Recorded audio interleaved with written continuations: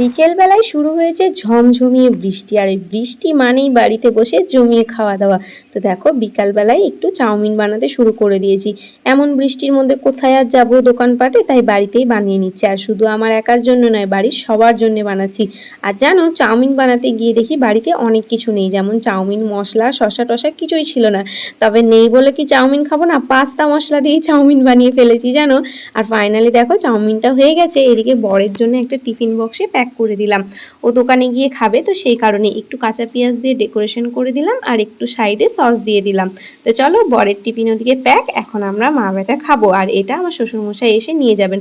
উনি এইসব ভাজা পোড়া জিনিস খেতে পছন্দ করেন না, তাই ওনাকে আর দিলাম না।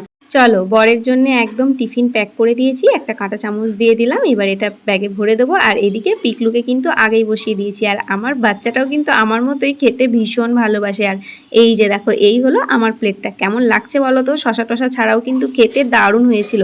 আর জানো, আমার এই খাওয়া দাওয়া দেখে বেশ কয়েকজন মানুষ কমেন্টে বলে, তুমি এত রাক্ষস কেন, সবসময় শুধু খাই খাই করো, এত খাওয়ার ভিডিও দাও, পেট নাকি গোডাউন? আরে ভাই, আমি খাই, আমার বাড়িতে বানিয়ে খাই, আমার পয়সা খরচ করে খাই। তোমার বাড়িতে তো গিয়ে খাচ্ছি না, বা তোমার টাকায় তো খাচ্ছি না। তোমার এত গায়ে লাগছে কেন? নাকি তুমি খেতে পাও না বলে আমারটা দেখে হিংসা করো, বলো তো? আর এইসব জিনিস আমি বাড়িতে বানিয়ে খেতেই বেশি ভালোবাসি, কারণ ওই দোকান থেকে কিনে মাপের খাওয়া আমার পড়তা হয় না, তাই বাড়িতে বানাই আর খাই।